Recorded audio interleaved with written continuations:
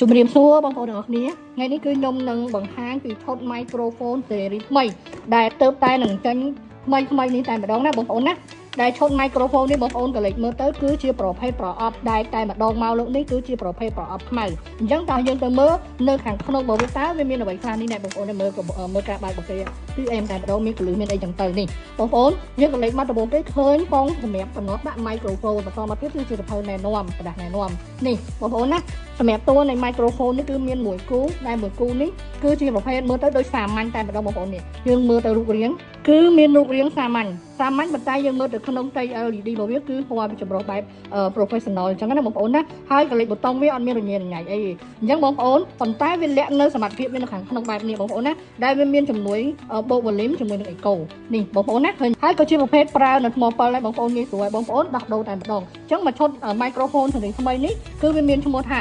MT99 MT99 នេះណាបងប្អូនណារូបរាងគឺបែបដូច level professional អញ្ចឹងណាបងប្អូនឃើញទេ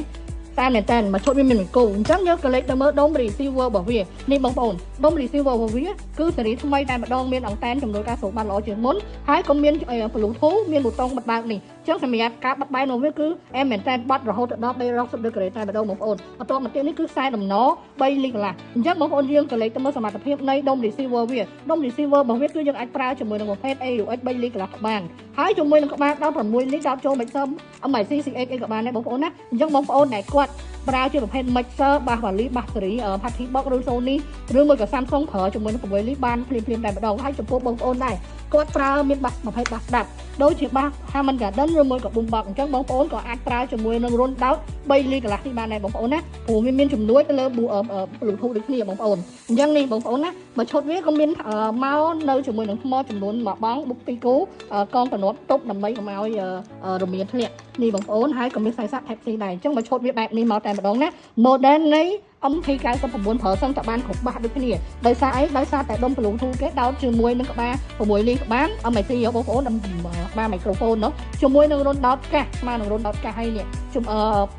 3លីកន្លះ AUX ក៏បានអញ្ចឹងសម្រាប់សមត្ថភាពរបស់គេក៏មាន Bluetooth នៅក្នុងនឹងដែរបងប្អូនណាគឺ model MT99 វាយនៅលើនេះតែម្ដងអញ្ចឹងនេះបងប្អូនហើយនេះក៏ជាប្រភេទសាកបញ្ចូលថ្មដែរសម្រាប់ការបញ្ចូលថ្មរបស់វាម្ដងគឺបានរហូតដល់6ម៉ោងឡើងលើនេះបងប្អូនមើលគឺបង្វិលបានតែម្ដងអានេះក៏បង្វិលបានដែរពេលបងប្អូនដោតទៅគឺវាបង្វិលទៀតអញ្ចឹងវាអត់មានការភ័យបារម្ភថាវាអាចឆាប់បាក់ឆាប់អីទេហើយក៏មានរចនាជាមួយនឹងខ្សែខាងក្រោយដែរអញ្ចឹងមកឈុតនេះណាបងប្អូនណាមកឈុតនេះគឺអត់មានប៊ូតុងអីស្មុគស្មាញញ៉ៃបងប្អូនកុំឲ្យមានការរញ៉ៃសេរីលើនេះអញ្ចឹងណាអញ្ចឹងបងប្អូនអ្នកគាត់ប្រើជាមួយនឹង mixer បាស valley បាសអីគឺប្រើបានដូចគ្នាហើយបាសប្រភេទបាសស្ដាប់ក៏វាមាន echo ជាមួយនឹងក្នុងនេះស្រាប់ដែរតែម្ដងសម្រាប់ microphone នេះដែរតម្លៃវា$75ជាប្រភេទប្រើថ្មពិលយើងនេះបងប្អូនមកឈុតវារួមមកជាមួយនឹងប្រភេទប្រអប់ដែកចាអត់មានប្រអប់កណ្ដាស់ទេបងប្អូនណាប្រអប់ដែកបែបនេះតែម្ដងមកឈុតវា$75ខ្ញុំហ្វ្រីសេវាដឹកជញ្ជូនមកឈុតវាបងប្អូនបានទទួលបានមកឈុតដែលខ្ញុំបានបើកបង្ហាញតែម្ដងចំពោះគុណភាពនៃការគ្រប់សម្លេងបានរហូតដល់30ម៉ែត្រណាបងប្អូន30ម៉ែត្រអាចប្រើជាលក្ខណៈក្រុមគ្រួសារបងគឺមកអែមមែនតែ mixer ឬមួយក៏អីចង់សេរីនៅលើ mixer ចង់សេរីនៅលើនេះខ្លះចំនួនបានចំនួនបន្ថែមទៀតអញ្ចឹងប្រើទាំងតែបានគ្រប់បាសបំបង Harman Kardon ក៏ប្រើបានដែរបងប្អូនដោយដល់តាមរុន AUX ឬក៏រុន3លីកន្លះយើងនឹងបងប្អូនណានេះគឺជារូបរាងនៃតួរបស់គេតែម្ដងចង់បានឆាតណាមកគូវាមានប្រអប់ដែកបែបនេះត្រឹមតែ$75ខ្ញុំហ្វ្រីសេវាដឹកជាមួយនឹង model MT99 អរគុណច្រើន